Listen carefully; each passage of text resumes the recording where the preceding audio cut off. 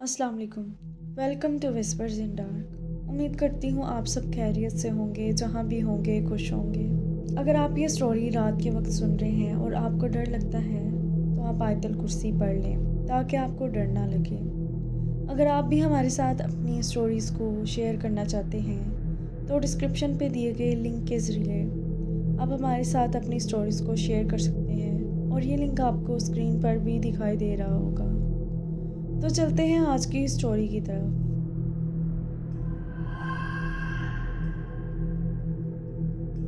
मेरा नाम अहमद है। मैं जो ये कहानी बता रहा हूँ ये मेरे बेटे के साथ पेश आई। मेरे घर के पीछे एक बहुत पुराना कब्रिस्तान है जो अंग्रेज़ों के ज़माने में बनाया गया था, जिसमें आज भी अंग्रेज़ों की कब्रें मौजूद हैं। मेरे घर के कमरों की खिड़कियाँ इस कब्रिस्तान की तरफ खुलती हैं और मेरे घर की छत से भी ये खौफनाक कब्रिस्तान साफ नज़र आता है। साथ के कमरे से भी कब्रिस्तान की तरफ से चलने वाली हवा का भी गुजर था।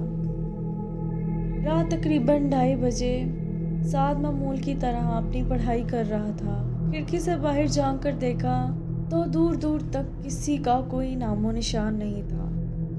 कब्रिस्तान में एक अजीब सी खामोशी थी और परिंदे बेचैनी में इधर उधर उड़ रहे थे। अचानक कुत्ते भौंकना शुरू हो गए, जैसे किसी गैर इंसानी मखलूक को देख लिया हो। साद इन आवाज़ों से परेशान होकर खिड़की बंद करने के लिए जा रहा था कि उसे बिल्कुल भी अंदाज़ा नहीं था कि जो मंजर इसके सामने आएगा वो इसकी ज़िंदगी का सबसे खौफनाक मंजर होगा। साद खिड़की के पास पहुंचा और उसने देखा कि एक औरत ने मैली कुचैली चादर पहनी हुई है और कुत्तों ने उसे घेरा हुआ है और वो औरत कब्रिस्तान की तरफ जा रही है। साद तशवीश के आलम में अपने घर से बाहर निकला और उस औरत के पीछे गया।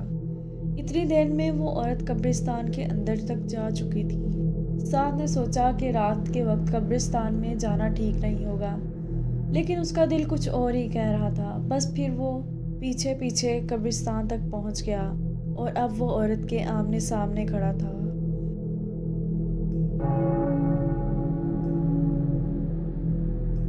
साद ने उसे पूछा कि वो कौन है और इतनी रात को यहाँ क्या कर रही है। अब इंसानी हड्डियाँ चटकने की आवाज़ आई। उस औरत ने बिना मुड़े पूरी गर्दन पीछे घुमा ली। उसका खौफनाक चेहरा साद की तरफ था और बाकी सारा जिस्म दूसरी तरफ। साद ने ये सब देखा तो वो होशो आवाज़ खो बैठा और पागलों की तरह वहाँ से भागा। भागते भागते जब वो कब्रिस्तान के दरवाजे तक पहुंचा तो उसका पैर एक पत्थर से टकराया और वो ज़मीन पर गिर गया। सर पर चोट लगने की वजह से वो वहीं बेहोश हो गया और खून निकलने लगा। सुबह हुई तो मैंने अपने बेटे साद को वहाँ बेहोश पाया। मैं उसे उठाकर जल्दी से घर ले आया और उसने हमें रात के होने वाले हादसे के बारे में बताया। बस और उसे अजीब से दौरे पड़ने लगे। उसकी रातों की नींद उड़ गई और वो कहता था कि उसके कमरे की छत से खून टपकता हुआ नजर आता है और वो औरत उसके ख्वाब में भी आती है, जिसकी वजह से वो डर के मारे सो नहीं पाता था। इस तरह दिन गुजरते गए और फिर एक दिन साद अपने कमरे से निकल कर आया। उसके कपड़े मैले हो रहे थे और हाथों पर नाखूनों के निशान थे। मैं साद की तरफ बढ़ने लगा तो अचानक इंसानी हड्डियां चटकने की आवाज़ आई और साद ने उसी औरत की तरह अपनी गर्दन घुमा ली। अब उसकी गर्दन मेरी तरफ थी और उसका जिस्म पीछे की तरफ था। देखते ही देखते साद की लाश ज़मीन पर गिरी हुई थी। ये वाक़या मेरी ज़िंदगी का ऐसा वाक़या है जो इस तरह से अचानक हमारी ज़िंदगी में आया और मेरे बेटे की मौत का सबब बना। औलाद का दुख बहुत बड़ा होता है और माँ बाप के लिए ये सहना आसान नहीं होता। मैंने कहानी बहुत हिम्मत कर बताई है।